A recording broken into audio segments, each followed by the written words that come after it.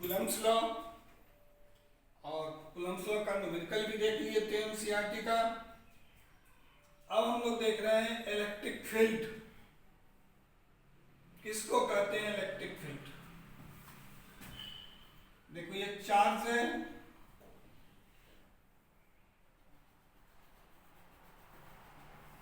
Positive charge लिए है, ये नेगेटिव चार्ज है,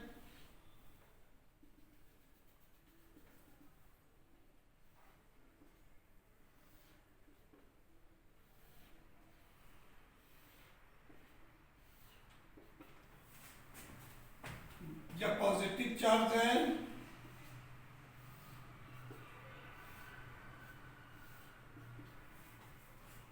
कहता है कि इलेक्ट्रिक फील्ड एक रीजन है। देखो यही रीजन है,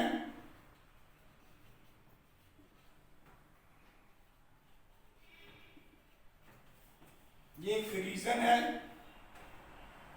किसी चार्ज का, अराउंड द चार्ज या group of charge in which force is experienced. तो देखो लिखते हैं हम, electric field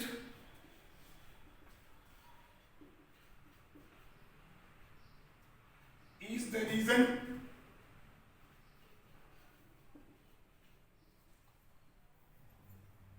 around the charge or group of charge in which force is experienced।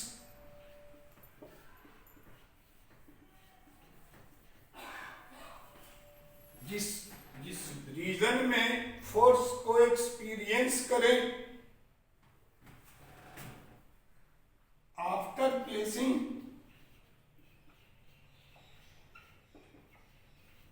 A charge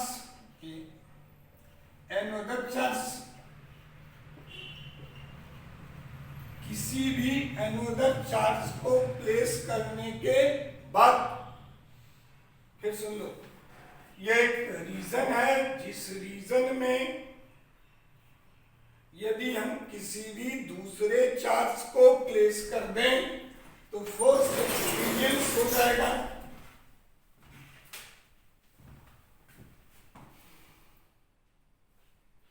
अब फिर देखते हैं किसी भी चार्ज की इलेक्ट्रिक फील्ड कहां तक होती है, तो इंफिनिटी तक। तो लिखते हैं द इलेक्ट्रिक फील्ड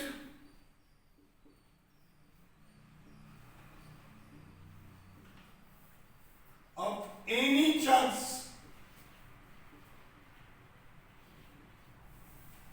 यहां पर कौन सा चार्ज लिए हैं? Point charge taken to be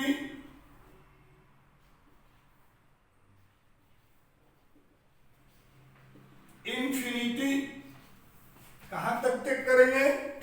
infinity तक। बट इट्स एक्सपीरियंस फील्ड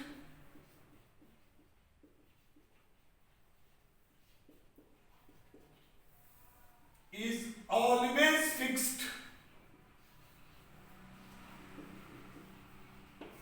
लेकिन इसकी एक्सपीरियंस फील्ड क्या होगी?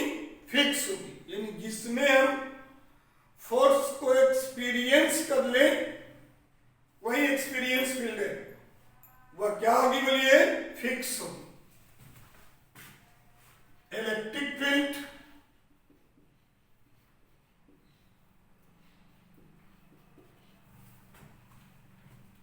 depends upon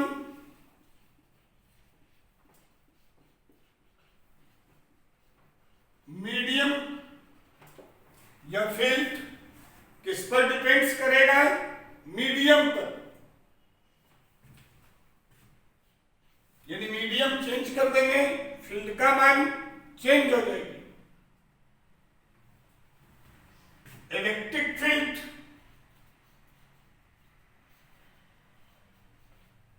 always in decreasing order,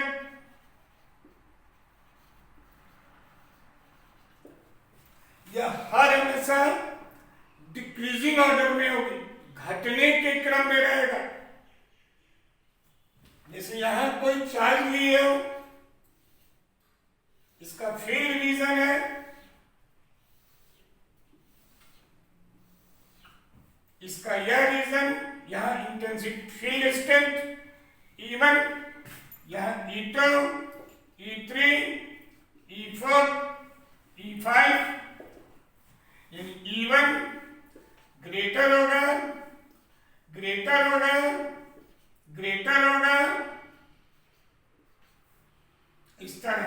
यानी चार्ज के नजदीक फील्ड का मान मैक्सिमम होगी। जो जो दूरी बढ़ाते जाएंगे फील्ड की रीजन घटती चल जाएगी। मीडियम चेंज कर देंगे फील्ड का रीजन चेंज हो जाएगी। देखो तो हम लोग देखे अभी कि इलेक्ट्रिक फील्ड किसको कहें। अब इस इलेक्ट्रिक फील्ड का स्ट्रेंथ देखेंगे तो दूसरा टर्म इसी का देखते हैं।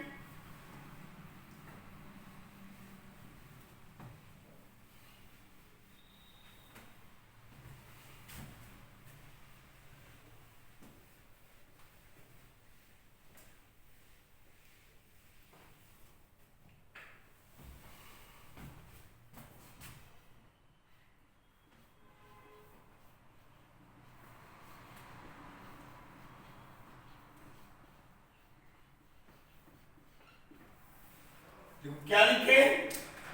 Electric field strength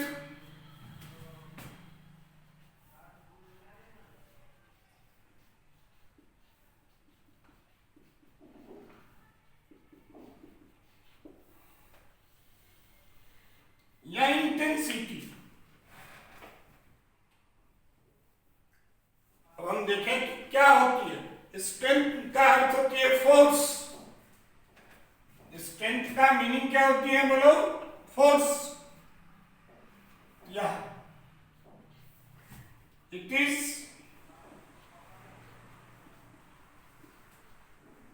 electrostatic force per unit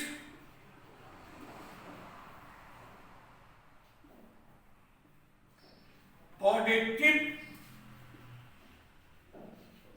charge, या इसी को हम लोग कह सकते हो टेस्ट चार्ज। जब फोर्स है पर यूनिट टेस्ट चार्ज। अब देखो यहां पर कोई चार्ज है, यहां Q0 टेस्ट चार्ज रख दिए।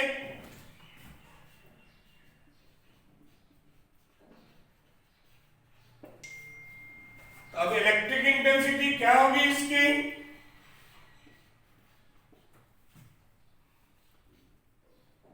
E का मान F बाई Q0। यदि पॉइंट चार्ज है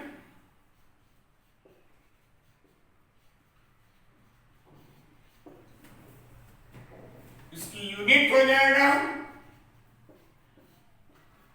न्यूटन पर कूलम।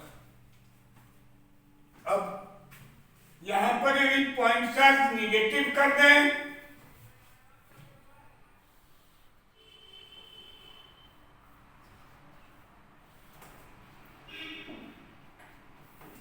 तो इलेक्ट्रिक इंटेंसिटी का डायरेक्शन किधर हो जाएगा? इनवर्ट। पॉइंट चार्ज पॉजिटिव करेंगे, इलेक्ट्रिक इंटेंसिटी का डायरेक्शन किधर होगी? आउटवर्ड। यानी इसकी डायरेक्शन होगी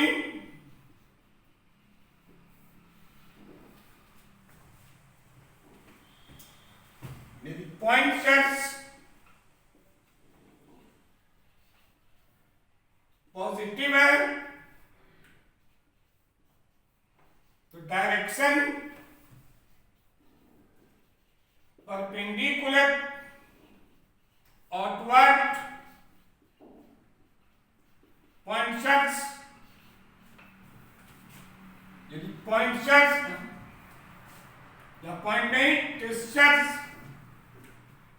पॉइंट चार्ज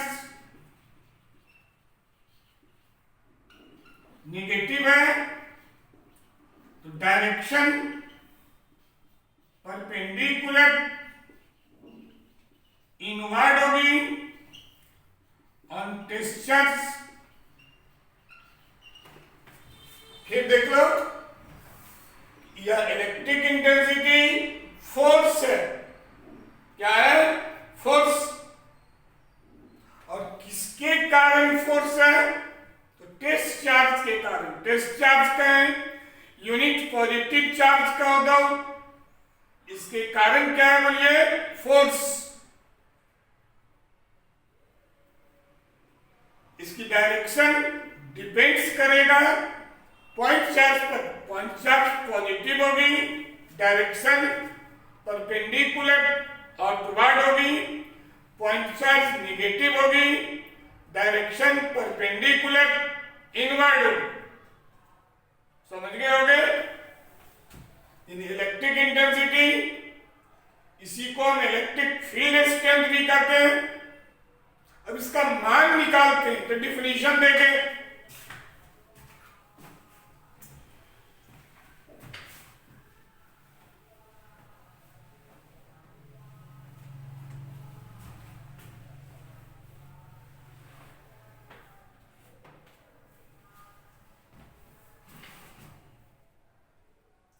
इलेक्ट्रिक इंटेंसिटी निकालोगे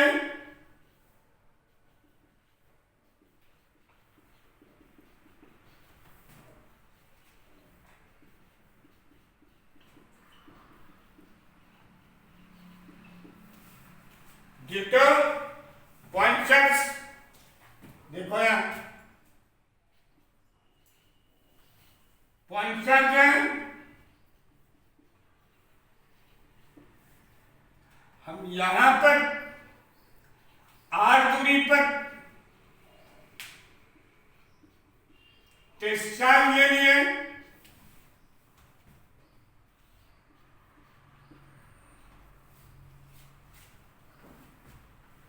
बोलो क्यों? पॉइंट चार्ज है, क्यू नॉट टेस्ट चार्ज है, आर डिस्टेंस है। किसके किसके बीच का दूरी है? तो पॉइंट चार्ज और टेस्ट चार्ज के बीच की दूरी है। अब डिफिनीशन दोबारा क्या था? इलेक्ट्रिक इंटेंसिटी ई का मान F by Q nought. F का मान निकाल दो। एफ का मान होगी 1/4πε Q into Q nought by R square. बोलो इसको पुट कर दो इसमें। ई का मान 1/4πε Q nought by R square into Q nought. Q nought से क्यू नॉट कट जाएगा। बोलो ई का मान 1/4πε क्यू बाई आर स्क्वायर। यदि इसको वेक्टर में लिखोगे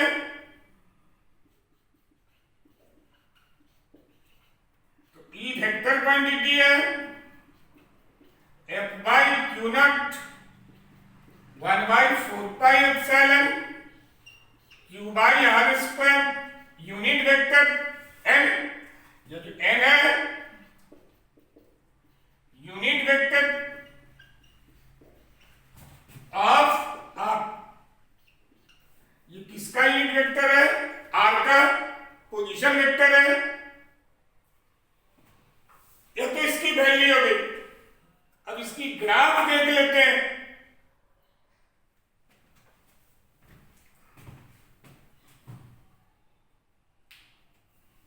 इसकी ग्राफ देख लो।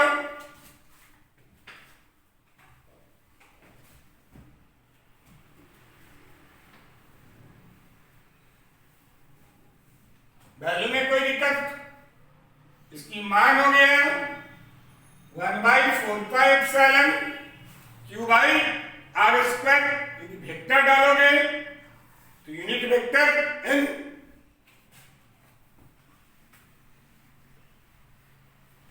अब इसकी ग्राफ देख लो। पहला में लो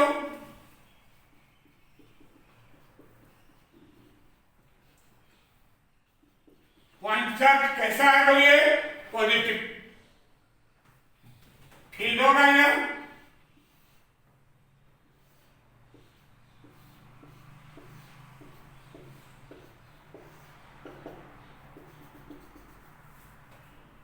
यही इलेक्ट्रिक फील्ड का डायरेक्शन होगा।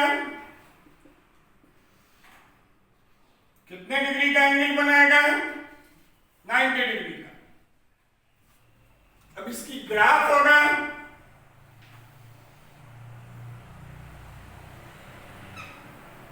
बोलो एक एक्सिस पर ई को रख दो, आर को रख दो। ई इनवर्सली था आर स्क्वायर का, तो बोलिए यह ग्राफ होगी।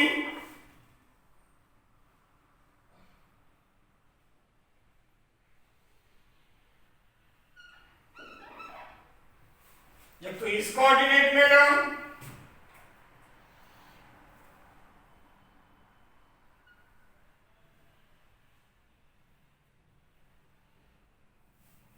बोलो यह ग्राफ कब लेंगे हम, जब पॉइंट चार्ज कैसा है बोलो, पॉजिटिव। जस्ट उल्टा होगा, जब पॉइंट चार्ज क्या होगी, नेगेटिव। ग्राफ देख लिया, इंफिनिटी से स्टार्ट होगा। कहां से स्टार्ट होगी, इंफिनिटी। इन आर का मान 0 करोगे तो ई का मान इंफिनिटी होगी, आर का मान इंफिनिटी करोगे ई का मान 0।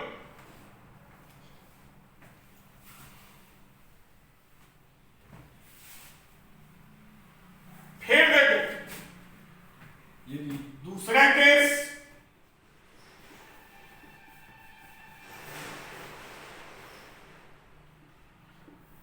पॉइंट चार्ज क्या हो जाए बोलिए, तो नेगेटिव।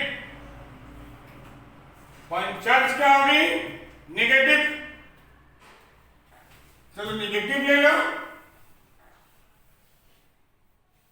बोलो फील्ड का डायरेक्शन है,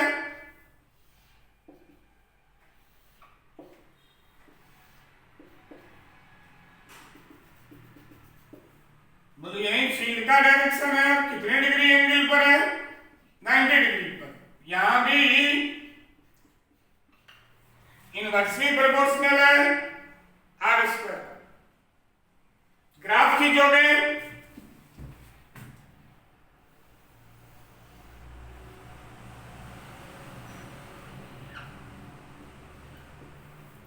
माइनस क्यू चार्ज है,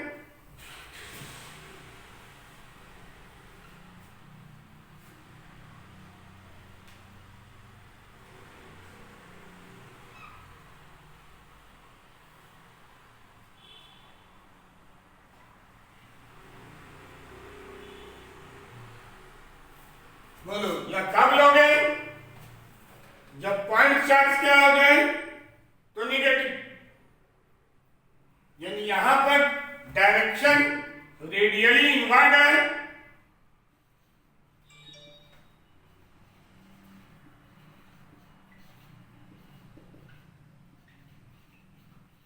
क्या डायरेक्शन है बोलिए, रेडियली इनवर्ड।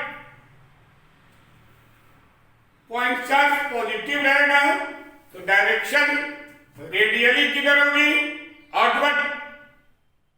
यानी हम अभी देखें कि इलेक्ट्रिक इंटेंसिटी किसी पॉइंट चार्ज के कारण कितनी होगी। इंटेंसिटी, इलेक्ट्रिक इंटेंसिटी का मान दे दिया पॉइंट चार्ज के कारण। अब देखना है तो इसका वेक्टर फॉर्म, इसको वेक्टर में कैसे लिख देंगे। डायरेक्शन के अनुसार कैसे लिखेंगे, इसको किसी प्लेन में कैसे लिख देंगे हम, जिस तरह हम कूलम्ब्स लॉ में लिखे थे, इसमें भी वही काम करेंगे। यानी वेक्टर इलेक्ट्रिक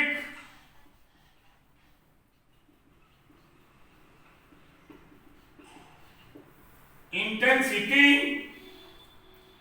या इलेक्ट्रिक फील्ड स्ट्रेंथ, इंटेंसिटी को ही हम लोग क्या कहते हैं, फील्ड स्ट्रेंथ। अब देखो, या पॉइंट चार्ज है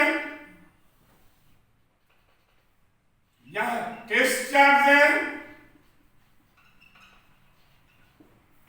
या क्या लिया हो, point charge, test charge, very small charge है, यूनिट पॉजिटिव चार्ज है, यहां 1 कूलम भी रख सकते हो। दोनों के बीच की दूरी r, यही इंटेंसिटी है, -q रहेगा, यही इंटेंसिटी की डायरेक्शन, जो भी डायरेक्शन होगी हर हमेशा टेस्ट चार्ज पर। अब देखो, इसको वेक्टर में लिखना है, ई का फॉर्मूला लिख देते हैं, क्यू बाई आर स्क्वायर। यदि एयर रहेगा तो एप्सिलॉन के जगह पर एप्सिलॉन नॉट दोगे। इन वेक्टर ई का मान 1/4 पाई एप्सिलॉन और n, तो पहले हमको यह देख लेना है कि n क्या है। एनसीईआरटी में n के जगह पर r लिखा हुआ है, लेकिन r के ऊपर कैप डाला हुआ है, n के जगह पर r कैप, इसका अर्थ है यूनिट वेक्टर ऑफ r। ये क्या है बोलो, यूनिट वेक्टर ऑफ r। किसका यूनिट वेक्टर है, r का। तुम पढ़े थे यूनिट वेक्टर का मान होती है वेक्टर बाय मैग्नीट्यूड ऑफ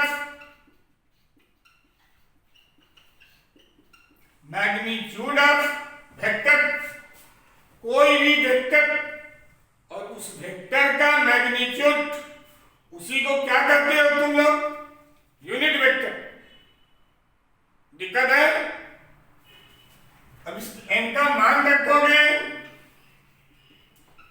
तो r बाई मॉड पुट कर दो इसमें, तो e का मान 1/4 pi epsilon q by r square, r by mod.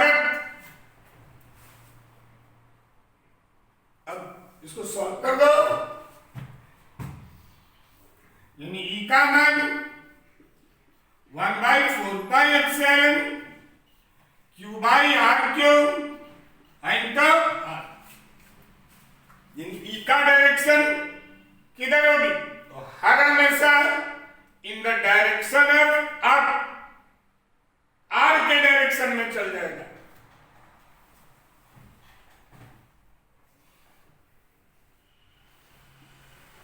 इसको इस तरह भी लिख सकते हो, 1/4 पाई एप्सिलॉन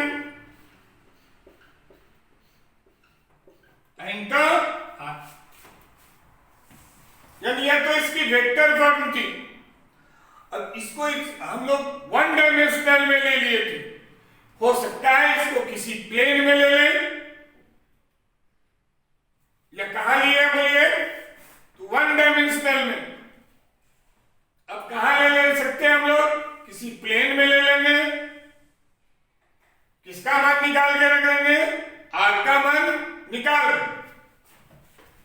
तो देखो अब हम इसी का अगला टॉपिक लेते हैं कि इलेक्ट्रिक फील्ड स्ट्रेंथ का मान निकालते हैं, इलेक्ट्रिक इंटेंसिटी का मान निकालते हैं किसी प्लेन में। कहां निकालेंगे, तो किसी प्लेन में।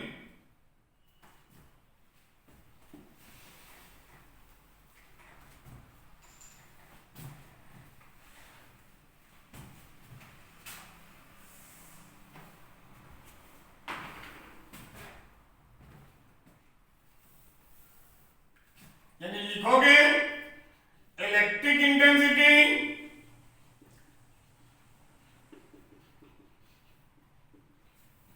इन ए प्लेन,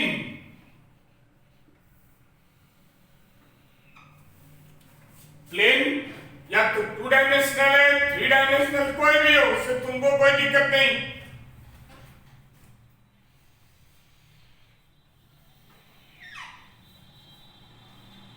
चलो यह एक्स है,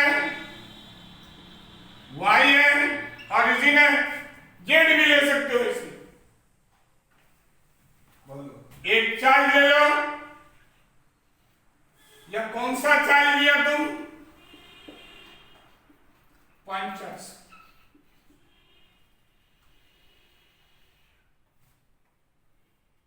कितने दूरी पर ले लिया, R1। या कौन सा चार्ज लिया,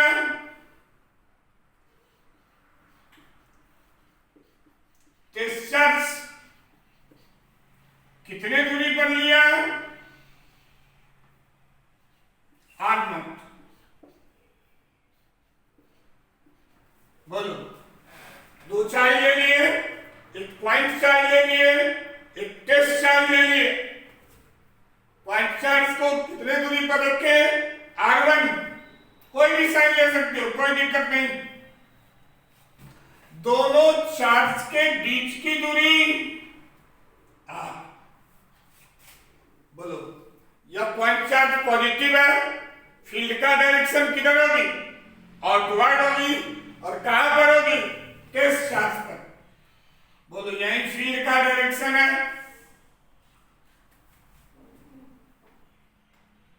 किसका डायरेक्शन है, बोलो फील्ड का, यानी पॉइंट चार्ज क्यों, at a distance from origin. बोलो ऑरिजिन से कितने दूरी पर है, R1। फिर लिखोगे test charge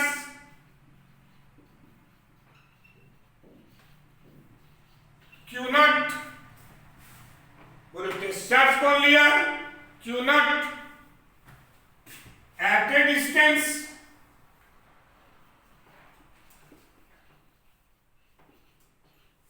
R0 from origin. बोलो ऑरिजिन से कितने दूरी पर है, R0 दूरी पर। अब आप डिस्टेंस बिटवीन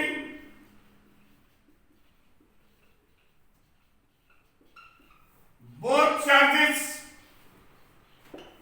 तो बोलो अब इलेक्ट्रिक इंटेंसिटी का मान निकाले। वेक्टर तुम जानते थे अभी जस्ट, ई वेक्टर का मान 1/4πε Q/r² इंटू यहां RQ कर दो वेक्टर।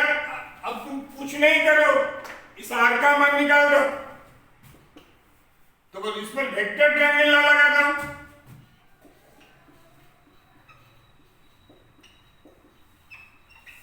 तो बोलो R1 प्लस R बराबर R0।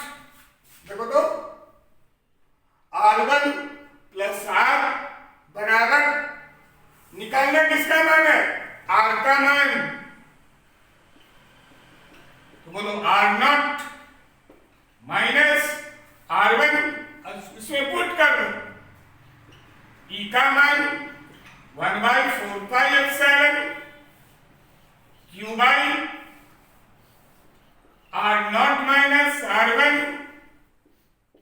इंटू डायरेक्शन में R0 माइनस R1।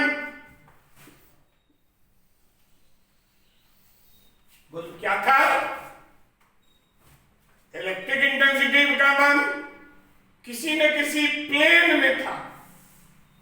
यानी हम क्या कर लिए, इस R का मान हम लिख रख दिए वेक्टर ट्रायंगल लॉ के अनुसार, इसका और इसका जोड़ इसके जोड़ के बराबर होगा।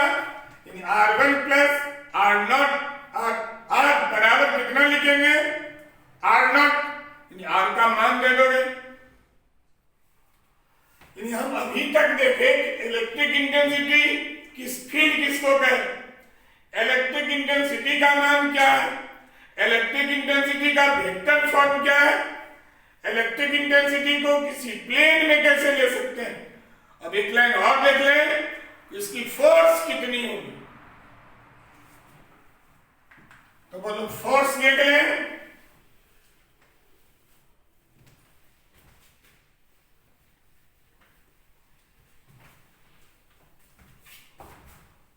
इसकी फोर्स देख लेते हैं। बोलो यहां था पॉइंट चार्ज Q नॉट अब, तो बोलो E का मान था F/Q नॉट, यानी F का मान EQ नॉट धक्का डाल सकते हो। पॉइंट चार्ज पॉजिटिव है, तुम भी यहां पॉजिटिव लिख दो। फोर्स की डायरेक्शन किधर होगी? आउटवर्ड। पॉइंट चार्ज निगेटिव कर दोगे, फील्ड की डायरेक्शन इनवर्ट, यानी F का मान माइनस कर सकते हो डायरेक्शन के कारण। EQ नॉट ये निगेटिव साइन सिर्फ क्या है बोलो? डायरेक्शन, यानी मैग्नीट्यूड। F का मान EQ नॉट, ये इलेक्ट्रोस्टैटिक फोर्स हो गई। अभी तक हम मेनली देखे थे कि इलेक्ट्रिक फील्ड किसको कहते हैं। इलेक्ट्रिक फील्ड किसी पॉइंट चार्ज के लिए कितनी होती है, इलेक्ट्रिक फील्ड का मान किसी प्लेन में कितनी होती है। अब हम जस्ट अगला जो वीडियो देखेंगे उसमें देखेंगे कि इलेक्ट्रिक लाइंस ऑफ फोर्स क्या है।